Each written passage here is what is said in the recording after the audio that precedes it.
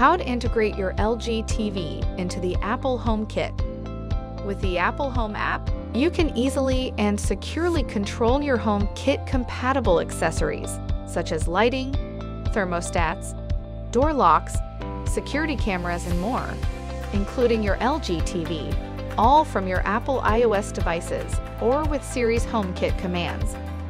With your LG TV and the Apple HomeKit, you'll be able to connect and control certain functions through the Apple ecosystem.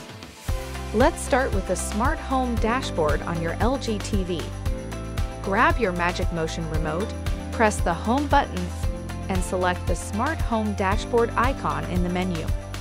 The TV Smart Home dashboard can show all your connected devices in one place, where you can select the one you want to use, change the settings, and more by clicking on the device. Now we'll show you how to add your LG TV to the Apple HomeKit. From the Home dashboard, choose AirPlay, then AirPlay and HomeKit settings. Next, choose Set up HomeKit. A QR code should appear on the TV. Now grab your iPhone, open the Apple Home app, select Add Accessory, and then scan the QR code displayed on the TV. Then select a location for the device. Once these steps are complete, your LG TV will show in the Apple Home app.